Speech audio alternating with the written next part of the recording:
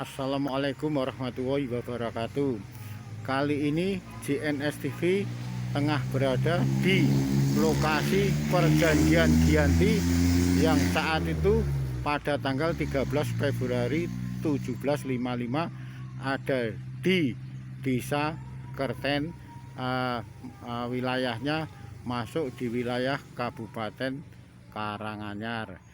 Kali ini JNS TV bertemu dengan salah satu bapak-bapak yang sering mampir ke lokasi bersejarah ini. Kalau boleh tahu bapak namanya siapa, Pak? Saya Pak Edi. Sebagai apa, Pak? Saya sering datang ke sini Pak. Tapi kalau misalnya saya mau main ke Tawangmangu atau ke ATC, saya mampir. Ada petilasan perjanjian Giyanti ini, jadi saya sering mampir ke sini Pak. Dan juga banyak orang-orang yang mampir juga, cuman mereka keluarnya apa nggak tahu. Ada yang katanya ada yang alat berkah, ada yang cari apa yang nggak tahu Pak, yang mereka urusan masing-masing. Kalau saya yang penting kenapa jelas sejarah. Kalau Indonesia. Pak Edi sendiri kedatangan ke sini hanya semacam untuk mengenang di situ pernah terjadi adanya perjanjian Belanda dan Kerajaan Solo gitu, Pak? Ya Mas, saya hanya berkunjung aja, saya main-main aja Mas. Jadi ada petilasan sejarah ya, saya mampir. Dan juga kan dari lokasinya kan nggak jauh, jadi sering kesini saya. Oh ya, terima kasih Pak Edi. Ya sama-sama. Demikian wawancara kami dengan Bapak Edi yang kebiasaannya atau kesukaannya senantiasa berziarah mengunjungi tempat-tempat yang ada semacam kaitan bersejarahnya. Di antaranya di salah satu lokasi perjanjian Giyanti yang pastinya cukup sangat bersejarah sekali karena terjadinya perjanjian antara Sinuwun Pakubuwono II juga dengan yang saat itu dia menguasai Mataram, juga dengan VOC serta Pangeran Mangkubumi. Bisa jadi saat itu kondisinya tidak hanya adanya 3 beringin besar-besar dan satu semacam batu berukuran besar, mungkin pada saat itu dipakai sebagai meja atau yang lainnya, baik itu VOC, Mangkubumi maupun Pakubuwono II duduk di sekitar antara akar-akar pohon beringin. Batu besar hitam merupakan meja perundingannya.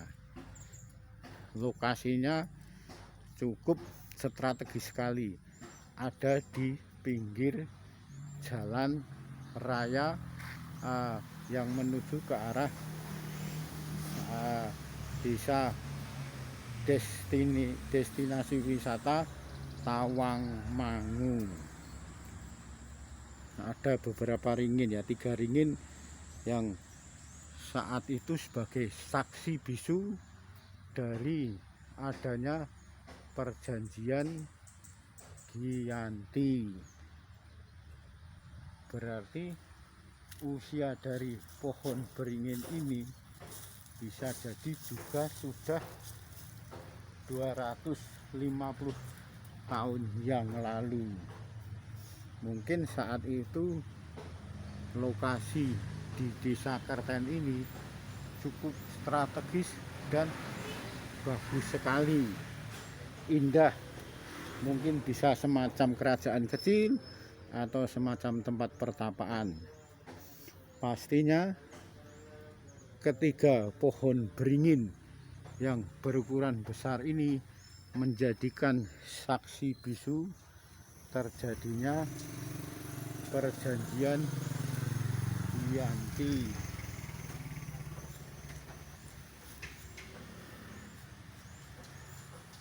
Ada semacam bongkahan batu hitam pas di tengah-tengah antara ketiga pohon beringin berukuran besar. Nah, boleh jadi saat itu keberadaan batu hitam besar itu merupakan meja tempat untuk berlangsungnya diskusi perjanjian. Nah, sampai saat ini yang masih bisa menjadikan saksi bisu sarana lokasi yang dipakai untuk perjanjian Giyanti hanya ada 3 pohon beringin berukuran besar dan bongkahan batu hitam yang persis ada di tengah-tengah akar dari ketiga pohon beringin tersebut. Untuk mereka para wisata atau mereka tokoh-tokoh yang biasa mengulas adanya semacam heritage atau sejarah di sekitar area tempat lokasinya perjanjian Giyanti ini, bukan hanya ada masjid, melainkan di sini ada semacam tempat untuk mereka bagi para peziarah atau mereka bagi para tokoh-tokoh budayawan biasa berdiskusi di rumah panggung yang ada di sebelah utara dari lokasi tempat yang 260 tahun lalu dipakai untuk keperluan membahas perjanjian, yaitu perjanjian Giyanti. Nah, terjadinya dari mereka VOC dari pihak Belanda, terus mereka dari keraton dinasti Mataram, dari Sinuwun Pakubono II, dan selanjutnya dari Pangeran Mangkubumi, yang akhirnya hingga saat ini Mataram menjadi 2, 1 Kasunanan Surakarta Hadiningrat, satunya Kasultanan Ngayogyakarta Hadiningrat, sebagai perbatasan pada antara Surakarta dan Yogyakarta. Adanya kali atau Sungai Opak yang ada di sebelah Candi Prambanan. Untuk sebelah barat masuk di wilayah Kasultanan Ngayogyakarta Hadiningrat. Untuk sebelah timur sungai atau Kali Opak ada wilayahnya dari perbatasan Sungai Opak tersebut.